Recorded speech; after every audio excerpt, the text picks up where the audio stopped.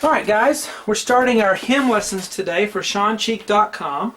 Hymns are a great resource for learning to sight read. Even if you're not into the spiritual aspect of it, just for as far as the musical value, it's of great value. Let me play a little bit of this hymn for you.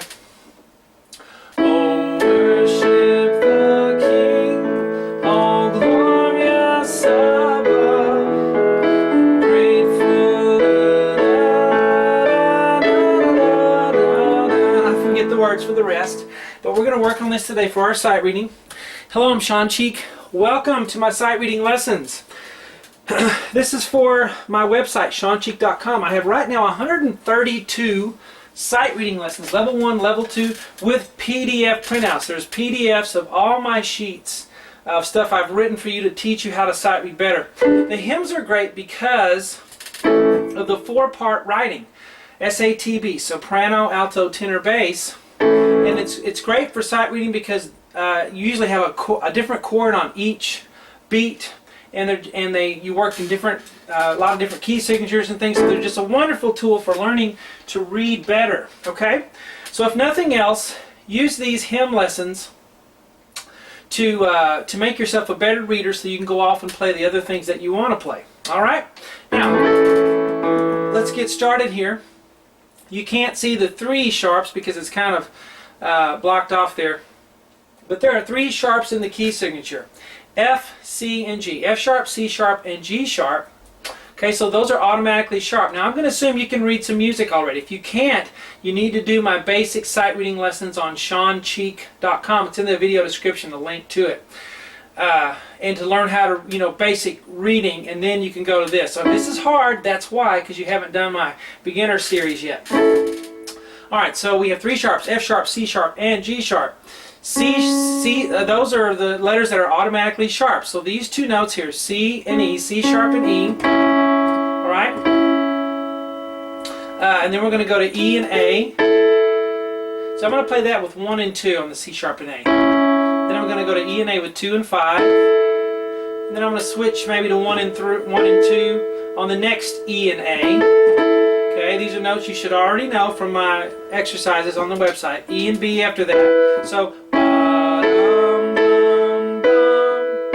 I'm going to have E and C sharp together. And then I'm just going to have E and A. So I have, then I'm going to go back to E and A with 1 and 2. Okay, see how we're doing one measure at a time, then linking the chain together? Okay, and then we're going to go to 2 Ds, a D octave, the thumb and the pinky. Then I'm going to keep the D in the soprano and then go to E on the left, on the bottom. And then E and C sharp after that. And then E and B. Okay, so I have worship the King, all glorious above. And then and great. You ever wondered why there's 2 stems on that? While there's on the same note? That's because the sopranos are singing a quarter note E, but the altos are going and gratefully. They're singing that bottom alto part. So E, while you keep holding the E, then you'll change to D. And on that I'm going 3, 1, and then 2 and 5. And then E and A, E and B. This was written by Haydn, Francis Joseph Haydn, by the way. The guy who wrote the Surprise Symphony. That one. That's the same guy. Lived about the same time as Mozart. Okay, so now we have the right hand.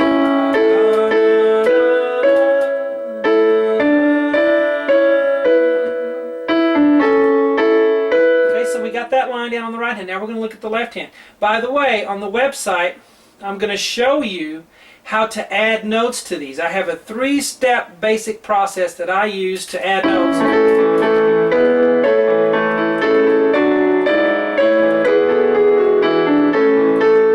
All that fancy stuff you hear?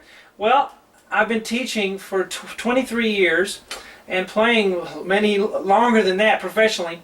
And I'm going to show you my 3-step process on the website for how to do that, to add notes. It's not really difficult to understand. But let's go ahead and finish the left hand here. We have A and A there. Okay? We're in 3/4 time, so we have 3 counts per measure. 1, 2, 3, 1, 2, 3. Right? Half notes get 2 counts, quarter notes get 1. This should be review for you. Alright, don't try this if it's too above your level. You need to stay on your level for learning to sight read. That's a mistake everybody gets in, is they try to jump to a higher level. Say, oh, I can play this. Maybe you can physically, but you can't read it, and you're going to really stunt your reading if you keep doing that. Alright, you need to work up to that level of reading. So A and A together. Now, on this one, that's a difficult reach. I can reach it, A to C sharp, but you don't have to. What you do when you have that in the tenor is you just put it in the right hand. Let the right hand play that C sharp. Okay? So you don't have to reach that. Just let the right hand do it. Okay, so and then we have C sharp and E, C sharp and A, I'm sorry. If those letters don't automatically come to you, if you're going every good boy does fine and all cows eat grass, you got bad habits. You need those. You need to get out of that. I'll show you how to do that on the site. C sharp and A, and then E and G sharp, and then A and C sharp together, F sharp and A, and then we're going to go G sharp and B, G sharp, right? G is not a sharp a lot of people are used to or comfortable with. G sharp, and then A, and then we'll have E and G sharp together, E and G sharp again, and then an A octave. Octave just means, they're the same letter, an eighth apart. C sharp and A together. And then the last one is E and G sharp. You need to work the left hand separately, but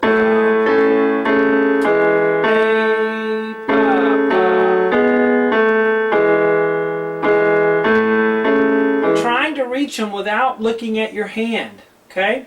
Trying to feel for the note and even letting yourself miss it, if that's what it takes to get where you can not look at your hand and play, because that's what really bogs us down, is looking back and forth, down at the keyboard, back up, where am I, what am I doing, and then starting all over and memorizing it instead of reading it, okay?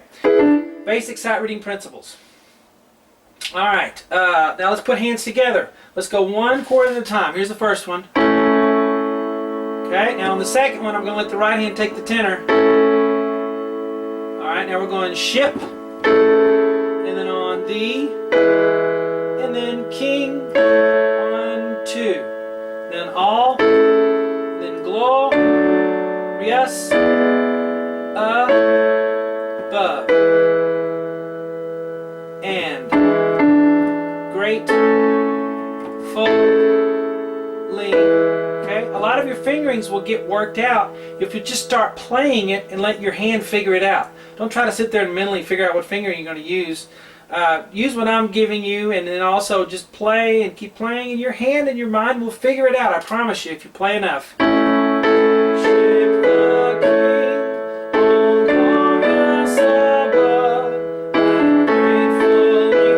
Alright, guys, I'm a professional teacher. I can't put it all here on YouTube for free. I'll teach the rest of this in Lesson 2.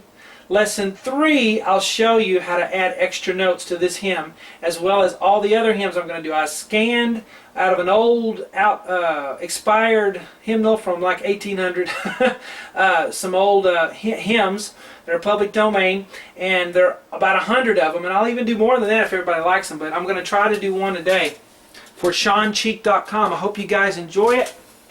I'll talk to you later.